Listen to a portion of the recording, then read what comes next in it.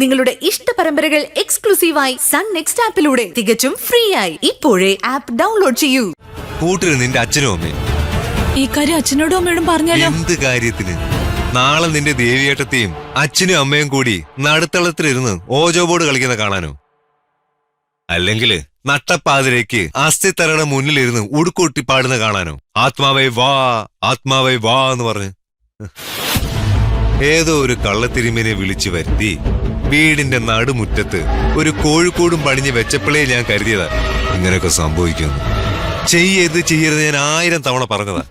എനിക്ക് എന്ത് ചെയ്യാൻ പറ്റും ശരത്തേട്ടാ? നിനക്കേ ചെയ്യാൻ പറ്റൂ. ആദ്യം നീ വീട് എങ്ങനെയെങ്കിലും സ്വന്തം പേരിലാക്കാൻ നോക്ക്. അത് കഴിഞ്ഞാല് ആ പ്രേത കുടീരം അവിടുന്ന് മാറ്റുന്ന കാര്യം ഞാൻ ഏറ്റു. സുധിസാന്റെ ആത്മാവിനെ കർമ്മം അറിയാവുന്ന ആരെങ്കിലും കൊണ്ട് ആവാഹിപ്പിച്ച് രാമേശ്വരത്തോ ഗംഗയിലോ എവിടാന്ന് വെച്ചാ കൊണ്ടുചെന്ന് ഒഴുക. അതാ വഴി, അതേ ഉള്ളു വഴി.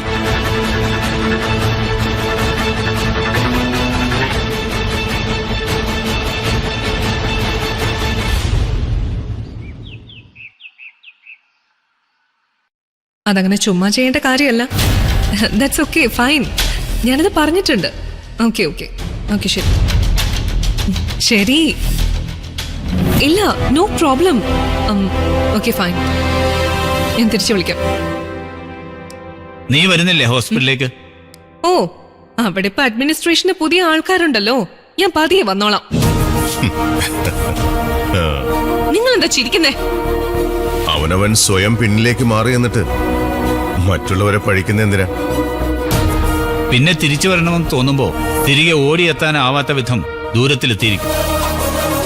അത് ജോലിയിലായാലും ജീവിതത്തിലായാലും. ആ സമയം പോലെ നീ വന്നാ മതി. ഹോസ്പിറ്റലിൽ എന്തായാലും ഉടനെ ഒരു ശുദ്ധീകരണം ഉണ്ടാവും. ഡാഡി എന്താ ഉദ്ദേശിക്കുന്നേ? ഉദ്ദേശിക്കുന്നത് എന്താന്ന് വെച്ചാൽ ആവശ്യമില്ലാത്തവരെയെല്ലാം അടിച്ചു പുറത്താക്കുക. ഹോസ്പിറ്റലിൽ കൂടുതൽ വെളിച്ചവും വെടിപ്പും വരട്ടെ. അതെ, ആംബുട്ടേഷൻ അത് മെഡിക്കൽ സയൻസിന്റെ ഒരു ഭാഗമാണല്ലോ. മുറിച്ചു കളയേണ്ടത് മുറിച്ചു കളയുക തന്നെ വേണം. മനുഷ്യൻ പാവപ്പെട്ടവനെന്നോ പണക്കാരനെന്നോ ഇല്ലാതെ ഉയിര് പണയം വെക്കാൻ വരുന്ന ഒരേ ഒരു സ്ഥലം ഹോസ്പിറ്റലാണ്. അവിടെ കള്ളനാണയങ്ങൾ ഉണ്ടാവാൻ പാടില്ല.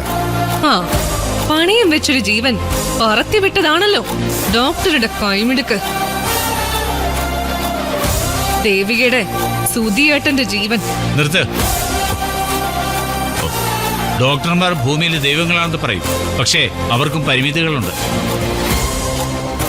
ദൈവത്തിന്റെ തീരുമാനങ്ങളെ മറികടക്കാൻ അവർക്ക് കഴിയുകയില്ല.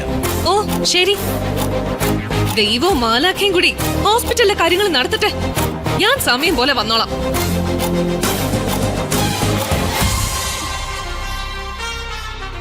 ചില ജന്മങ്ങൾ അങ്ങനെയാ. അവർ നന്നാവുമെന്ന് നമുക്ക് ആഗ്രഹിക്കാനേ പറ്റും.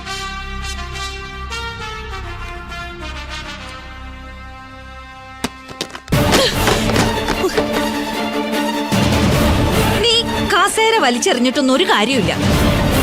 അങ്ങനെ ഹോസ്പിറ്റലും കയ്യിൽ നിന്ന് പോയി. നാളെ ഈ വീടും പോവും. അപ്പച്ചി എന്നെ വെറുതെ പേടിപ്പിക്കാതെ. ആ, പേടിപ്പിച്ചതൊന്നും അല്ല. നിന്നെ പേടിപ്പിച്ചിട്ട് എനിക്കെന്താ കാര്യം? ഈ വീട്ടില് നിന്നെ കുറിച്ചുള്ള ചിന്തയുള്ളത് എനിക്ക് മാത്രം. കാര്യങ്ങൾ കൃത്യമായി പറഞ്ഞിരുന്നത്. ഏത് വലിയ പ്രളയത്തിനു മുമ്പ് വെള്ളം ആദ്യം വരുന്നത് പാമ്പിനെ പോലെ എഴഞ്ഞെഴഞ്ഞാണെന്നാ നിന്റെ അച്ഛൻ തന്നെ പണ്ട് എന്നോട് പറഞ്ഞിട്ടുള്ള ഉദാഹരണമാണ്. ആദ്യം വെള്ളം വന്ന് കാൽപ്പത്തി മൂടും, പിന്നെ അത് മുട്ടപ്പ ആവും, അരക്കൊപ്പാവും, കഴുത്തൊപ്പാവും, മൂക്കിനു മുകളിൽ വന്ന പിന്നെ രക്ഷയില്ല. അതുപോലെയാണ് ദേവിക. മട കെട്ടേണ്ടടുത്ത് മട കെട്ടണം. ഞാൻ എന്ത് വേണമെന്ന് അപ്പച്ചി പറയുന്നേ? കുത്തൊഴുക്കിൽ പിടിച്ചു നിൽക്കാൻ വേണ്ടത് ഒരു കച്ചിത്തുരുമ്പ. നീ ആ വിശാലിനെ കൂടെ നിർത്ത്. നടക്കത്തില്ല. എന്റെ മനസ്സും ജീവിതവും നെടുകെ പിളർന്നു കൊണ്ടുപോയവനാ ചതിയൻ. ആത്മാഭിമാനം പണയം വെച്ച് എനിക്ക് ഒരിടത്തും ജയിക്കണ്ട. അതിലും ഭേദം തോറ്റു തുന്നപാടി നിൽക്കുന്നതാ. നീ തോക്കുന്നത് അപ്പച്ചി സഹിക്കോ? അവനെ വീണ്ടും വിശ്വസിപ്പിച്ച് കൂടെ നിർത്തണം എന്നൊന്നല്ല അപ്പച്ചി പറയുന്നത്. ഒരു മണ്ടം വേഷം കെട്ടിച്ച കൂടെ നിർത്തണം എന്നുവെച്ചാ എന്ന് വെച്ച കുന്തം. അവന്റെ തലച്ചോറിന്റെ റിമോട്ട് നിന്റെ കയ്യിലായിരിക്കണം. നാളെ നീ ഒരാളെ കൊന്നിട്ട് വരാൻ പറഞ്ഞാലും അവൻ ചെയ്യണം. അതോടെ അവനെ കൊണ്ടുള്ള ശല്യവും തീരും. അത് ശരിയാവോ അപ്പച്ചി? എന്താ ശരിയാവാതിരിക്കാൻ? നിന്റെ അച്ഛൻ തന്നെ ഇവിടുന്ന് പോയപ്പോ പറഞ്ഞത് കേട്ടില്ലേ? മുറിച്ചു കളയേണ്ടത് മുറിച്ചു കളയണമെന്ന്. പുഴ കടക്കാൻ നമുക്കൊരു വള്ളം വേണം. പക്ഷെ പുഴ കടന്നു കഴിഞ്ഞാൽ പിന്നെ നമ്മൾ വള്ളം തലയിൽ ചുമക്കാറില്ല.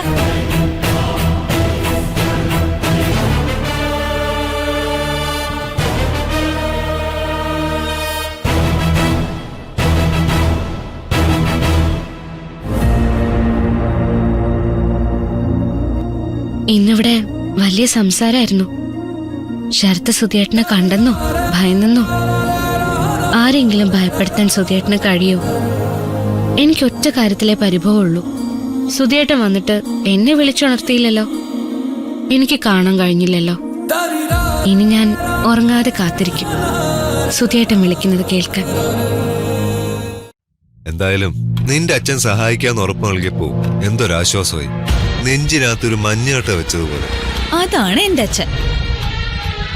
ഓർണമെന്റ്സ് എല്ലാം പണയം വെക്കാൻ തരാമെന്ന് പറഞ്ഞു. 10 ലക്ഷം രൂപയും പാവ ഇവിടുന്ന് അറേഞ്ച് ചെയ്തിട്ടുണ്ട്. പറ്റുമെങ്കിൽ ദേവികയെടുത്തി അറിയാതെ വീടിന്റെ ഡോക്യുമെന്റ്സ് കൂടി തരണമെന്ന് ഞാൻ പറഞ്ഞിട്ടുണ്ട്. ആ എനിക്ക് രക്ഷപ്പെട്ടു. ബാങ്കിൽ പ്ലജ് ചെയ്യാം. 1 മാസത്തിനകം തിരിച്ചെടുക്കുകയും ചെയ്യാം. 1 മാസത്തിനകം എനിക്ക് കുറച്ച് എമൗണ്ട് വരും. എമൗണ്ടോ? ആ ഒരു 50 ലക്ഷം രൂപ. ഒരു റിയൽ എസ്റ്റേറ്റിന്റെ കമ്മീഷൻ. ഈശ്വര, 50 ലക്ഷം രൂപയോ? സത്യമാണോ ശരത്തേട്ടാ? നിന്നോട് ഞാൻ കള്ളം പറയൂ? നീയല്ലേ എന്റെ ഭാഗ്യ നക്ഷത്രം.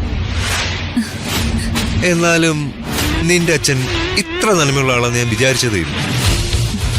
പേര് പോലെ തന്നെ മനോഹരമായ മനസ്സ്.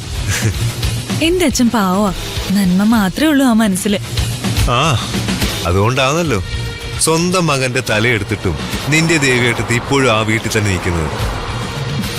അതെ, ആ ഒരു കാര്യത്തിൽ മാത്രമാണ് എനിക്ക് എന്റെ അച്ഛനോട് വിയോജിപ്പ്.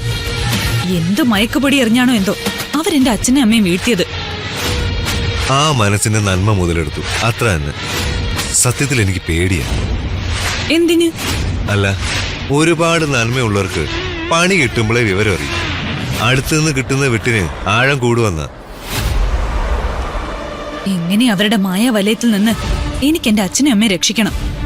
അത് വേണം, എത്രയും പെട്ടെന്ന് വേണം. ഇല്ലെങ്കിൽ ക്യാൻസർ ഗ്രോത്ത് പോലെ ഓരോ സ്റ്റേജ് കഴിഞ്ഞും അവരങ്ങ് പടർന്ന് പന്തലിച്ച് കയറിപ്പോ. അത് ഞാൻ വേണ്ടത് ചെയ്യും ശരത്തേട്ടാ. പിന്നെ ശരത്തേട്ടാ, നമ്മുടെ വില്ല എവിടെ വാങ്ങുന്നത്? അതോ, അത് നമ്മുടെ കുമാരപുരത്ത് പണി നടന്നുകൊണ്ടിരിക്കുന്ന പ്രീമിയം വില്ല. പണി പൂർത്തിയാക്കി 3 മാസത്തിനകം അവര് നമുക്ക് താക്കോല് കൈമാറും. ഞാൻ പറഞ്ഞല്ലോ, നിന്റെ പേരിൽ മതി വില്ല രജിസ്റ്റർ ചെയ്യുന്നത്. അതൊന്നും വേണ്ട, എന്റെ ശരത്തേട്ടന്റെ പേരിൽ മതി. ശരത്തേട്ടനുള്ളതെല്ലാം എന്റേതും അല്ലേ? അത് തന്നെ എനിക്കും പറയാനുള്ളത്. എന്റെ നിത്യക്കുട്ടികളെല്ലാം എന്റേതല്ലേ. അതുകൊണ്ട് ശരത്തേട്ടൻ പറയുന്ന അങ്ങ് അനുസരിച്ചാ മതി.